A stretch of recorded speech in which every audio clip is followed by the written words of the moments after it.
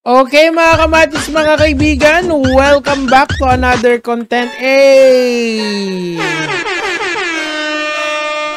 So, ang pag-uusapan po natin ngayon ay yung alleged producer ng Pepsi Paloma movie. Ngayon, para sa hindi po nakakilala kung sino po itong tao na to, ito po si Mr. Mike Abe. Siya po ay isang SMNI host nung araw. Kay Kibuloy siya dati.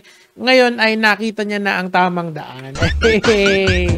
Ano siya, isa siyang journalist na nagko-komentaryo siya sa mga iba't ibang platforms katulad ditong sa YouTube, and I think meron din siyang mainstream show. Pero maganda yung take niya dito, kaya gusto kong i-highlight. And kumbaga susuportahan ko to, sususugan ko to. Kasi nga, nakita ko naman yung history ni Daryl Yap at saka ni Miss Amy Marcos. Dahil nga, nung election, isa ako sa mga kalaban nila hanggang ngayon naman. Kasi nga, di ba, pink lawan na yung aking pinili noon. Pakinggan na lang natin to. O matapos-tapos itong isyong ito, kahit ilang dekada na nangyari. Yun, Diyan exactly. Sa artistang si Pepsi Paloma. Isa nga sa napansin ko rito, kapag mag-e-eleksyon, ay lagi napapag-usapan itong Pepsi Paloma. Dahil si Senator Tito Soto. Totoo yan. Kada na lang may issue si tatakbo si Tito Sen, eto na naman. Ngayon kita mo nag-intensify na, 'di ba? Parang next level na to. Tuloy natin. Nahaligi ng Tito Vic and Joey, isa sa mga haligi.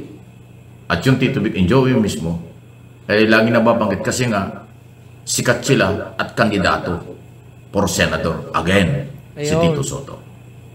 So, marami ng denial na ginawa ang kampo ng Tito Vic and Joey nung Kaso araw wala pa pa rin. now. Pero ngayon, kaya nga tinatanong ko kasi hindi ako sigurado. May nagsasabi, may nag-post kasi, may nag-forward sa akin kasi ng mga istorya. Sir Mike, anong comment nyo rito? Anong reaction mo rito? Anong opinion mo? Sabi ko, ano ba yan? Tingnan ko, ayun. Tinatanong sa akin kung totoo daw ba na si Amy Marcos, senador, ang siyang producer. Diyan ho sa pelikulang yan. Okay, ikakat ko siya dito, pero maganda yung ibang opinion niya dyan. Panoorin nyo na lang to. Kasi, well, makikita, kung titignan nyo kung i-connect the dots nyo, parang may point nga yung ganon. Of course, hindi tayo sigurado lahat dito. Pero kasi, pag sinundan mo yung career ni Daryl Yap, ever since pumasok siya sa politika, lagi niya kasing kadikit si Senator Amy Marcos. 'Di ba? Try nating hanapin yung Lenlen Lutanga kasi ito yung isa sa mga pinag-featurean niya nung tumatakbo si Bongbong. Tanda ko pa tong mga serye na to ni Vincent Timens kasi meron dito Lutang Lenlen, ito. Iyaking Lenlen yung title. Ayan, 'di ba? So ang point dito, marami siyang content noon na nagfi-feature kay Miss Amy Marcos. So siguro doon nang gagaling yung hirit nitong si Senator nitong si Mike Abe na itong si Senator Marcos is somehow connected doon sa Pepsi Paloma film. Of course, hindi natin alam yan kasi hindi pa naman nagsasalita tungkol dito si Miss Amy. Siguro inaantay nila na mag-election na. Panoorin muna natin ng konting-konti lang para maalala natin ang pait ng nakaraan. Kayo kasi hindi nyo binoto si Lenny Kung sila sana yung nanalo, di walang ganitong problema sa politika. Wala sana ako dito. Pero I'm happy where I'm at right now. Tuloy natin. Yan yung sa'yo. Ito yung sa'kin. Okay na. Ay, sige na nga. Baka sabihin ni Lenlen, ginajudge ko siya. Hindi ako judgmental. Pero mga sobrang below the belt yung mga tira kay Ma'am Lenny, no? Naalala ko. Ano yan? Buo-buo pa.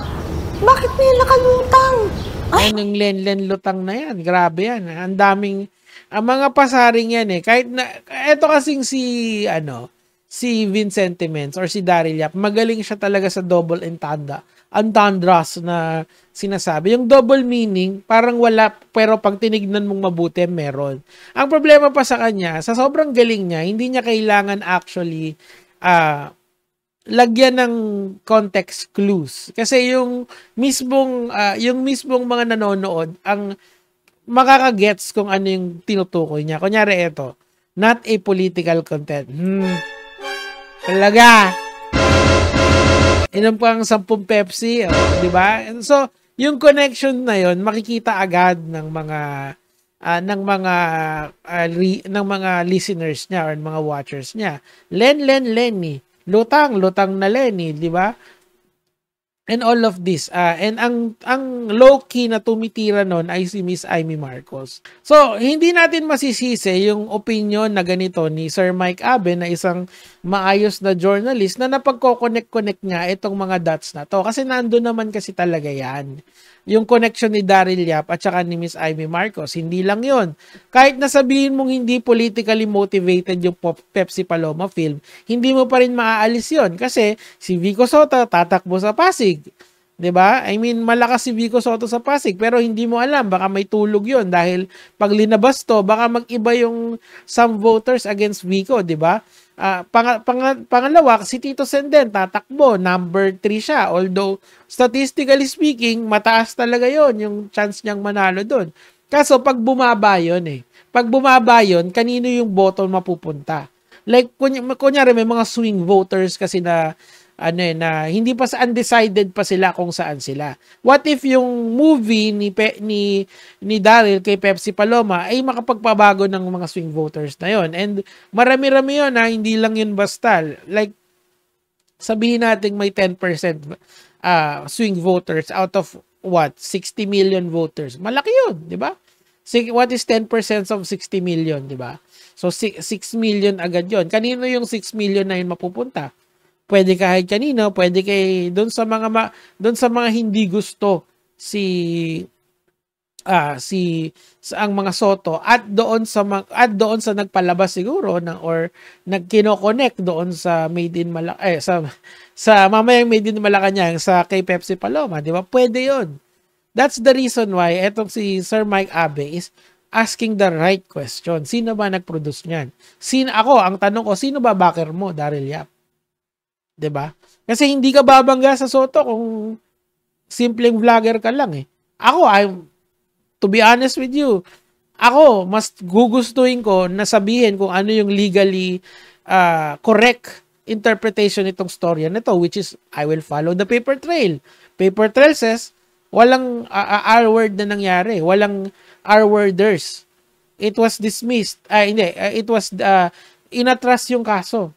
Okay, so walang under the rule of our country, innocent until proven guilty. Walang R-worders of Pepsi Paloma. If I'm reading the law correctly. Ganon. Tuloy natin to. Sumasagot sa social media. Paninindigan daw nila ang kailang ginawa. Kaya nga lang yung title matindi. The Rapist ng Pepsi Paloma. Ayun. Pero ang lumulutang kasi yung mga dating issue. Bakit kaya hindi matapos-tapos ang issue niya? Totoo ba na may kinalaman sila? O totoo bang sinisiraan lang sila?